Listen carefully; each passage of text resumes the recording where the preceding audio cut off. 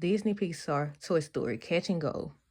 One cool autumn day, Woody the cowboy sat in front of the TV with his horse Bullseye. They were watching Woody's Roundup. On his shoulder, Prospero grabbed his gold mining pan and went down to the water's edge. "I've got a hunch there's some gold in this riverbed," he exclaimed. Jesse went for a walk to look for some wildflowers, while Woody stayed in his favorite fishing spot. He hadn't had a single bite yet, but he was hopeful. Meanwhile, the prospector came to a shallow pool. He held out his gold mining pan and began to sift through the sand from the riverbed. When the water had all slushed out, he looked at the empty pan. There was no gold. He headed back up the river to where Woody was fishing. "Any fish yet?" the prospector asked. "Nope," replied Woody.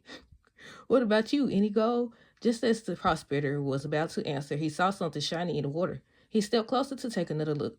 "Eureka!" he cried. "I see gold." He jumped into the river. Splash! He tried catching the gold with his pan, but it kept sliding back into the water. "Come help me, Sheriff," the prospector shouted. "This is the slip slidingest gold I ever saw." Woody set down his pole and leaped into the water. Together they dove after the gold, but each time they came up empty-handed. Then Woody had an idea. "We can use our hats." "Good thinking," said the prospector. The two used their hats to try to scoop up the swirling bits of gold. Just then, Jessie appeared. "What are you two doing?" she asked. "Catching gold," said Woody. Jessie took a closer look inside their hats and began to laugh. "What's so funny?" the prospector asked. Jessie smiled. "Take a look at your catch." Woody and the prospector looked at their hats. They were surprised to see goldfish swimming around. "I can't believe it," Woody laughed. "The prospector was looking for gold and I was looking for fish." Jessie giggled. "I guess you both found what you were looking for." The end. Excuse me. Disney, The Emperor's New Groove. Super speedy spiral slide tacular. Wee! Cusco, the mighty empire, ran, jumped, and landed the most royal belly flop of all time in a gigantic pool. It's Cuscotopia, his own personal water park. Then he climbed to the top of Cuzzo's super speedy spiral slide tacular. "Here I go," he yelled. He slipped and slid, descending in circles faster and faster until at last he splashed down into the grand pool. Thunk! Whoa! Hey, hang on a second. Did I just get hit in the head with a hoof? Cusco looked around. Something was wrong, very wrong. The majestic pool was gone. Cuscotopia was nowhere to be seen. Cusco was wading in not so majestic grass, and instead of hands, his arms ended in hoofs. He had been dreaming, and worst of all, he had woken to this nightmare. He was still a llama. His royal advisor had given him a potion that changed him into the four-legged creature because she wanted to take over his kingdom. Cusco pursed his llama lips in expectation. "What's for breakfast?" he asked Paka. "Nose in the peasants' bowls. Just a few nuts and berries I found." Paka said, You can go get yourself some." "Why don't you give me yours?" Cusco asked as he narrowed his eyes. Pacha pulled his bowl closer. "Why don't you go get your own?" "Emperors do not forage for their own food," Cusco said regularly. Excuse me. "Fine," Paca turned his back and kept eating. "But you'll be sorry later. We have a long way to go." The sun grew hot as the pair headed out of camp. Cusco was so busy sulking, he wasn't watching where he was going. He slipped. Frantically, he tried to grab something. Anything. What he grabbed was a long, thick, spiraling vine. Cusco zoomed toward the bottom of the vine. Thunk! Ouch! The mighty llama emperor landed roughly in a patch of prickly bushes, but luckily they were berry bushes. Cusco began eating the ripe berries. Farther up the ravine, he could hear Paca laughing. "Go ahead, laugh," Cusco said. "But you have just seen a preview of Custopia's super speedy spiral slide tacular." The end. Next, we got Disney Pinocchio. Follow your star.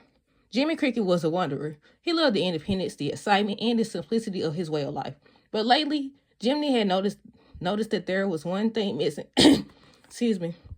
But lately, Jimmy had noticed that there was one thing missing from his vagabond lifestyle: a purpose. Camping one night by the side of the road, he sat on his sleeping bag and gazed into his campfire. "I wonder what it would feel like to be really helpful to someone," he said. Jimmy tried to get comfortable on the hard ground as he looked up into the starry night sky. As his eyes scanned the many tiny points of light, one star to the south jumped out at him. It seemed to shine brighter than all the rest. "Say, is that a wishing star?" he wondered aloud. Since he couldn't know for certain, he decided it would be best to make a wish on it, just in case. "Wishing star," he said. "I wish to find a place where I can make a difference and do a bit of good." Excuse me. His wish made Jiminy Cricket suddenly feel a strange impulse, an urge to get up, gather his things, and follow that star, the wishing star. Jimmy put out the campfire. Then he gathered his things and he took to the road. The little cricket followed that star all through the night. In fact, he walked until the sun came up and he could no longer see the star to follow it. Then he made camp and he slept. After many nights of walking in this manner, at last Jimmy came to a village. It was very late as Jiminy Cricket walked into the village and looked around. Every window of every house was dark, except for one window in a shop at the end of a street. So Jiminy hopped over to the window. Peering inside, he saw that it was a wood carver's workshop, dimly lit by the embers of a fire dying in the fireplace. It seemed a warm and pleasant place to stop for the night. Little did Jiminy Cricket know that it was the home of Geppetto, a kind old wood carver who had just finished working on the puppet he called Pinocchio. Jiminy did not know it, but he had found a place where he would do more than just a bit of good. The end. And the last one is Disney 101 Dalmatians Special Delivery. Roger and Anita had a lot of puppies, and that meant they needed a lot of food. Every Thursday, a truck pulled up full of dog food, and every Thursday, Raleigh waited by the window for the truck. One Thursday, Raleigh and Pepper noticed that the back of the truck had been left open. "Are you thinking what I'm thinking?" Pepper asked Raleigh. Raleigh nodded. "Snack time." Raleigh and Pepper made a dash for the truck and leaped into the back. Pepper clambered up onto the pile of bags and sniffed around. There had to be some loose food somewhere. "Bingo," Pepper cried. "Raleigh, up here." Raleigh was there in an instant. Slurp, slurp, slurp, crunch. The two puppies were so busy eating that they didn't see the truck driver come out of the house. Slam, he closed up the back of the truck. A second later, it was rumbling down the road. "Uh-oh," Raleigh whispered. After what seemed like a very long time, the vehicle lurched to a halt. The back door opened and the driver began unloading bags of food. Pepper and Raleigh jumped out of the van while he wasn't looking. They ran and hid behind the house. "What do you two think you're doing?" a gruff voice asked. The puppy spun around. A big bulldog was looking down at them. "This is my property," the dog said. "It's time for you to scram." "You don't scare me," Pepper said boldly. "You're not half as bad as Cruella." The bulldog's mouth fell open. "Do you mean Cruella de Vil?" he asked. "You must be Pongo and Perdita's puppies. I heard about your adventures over the twilight bark. Your parents must be worried about you. I better get you home."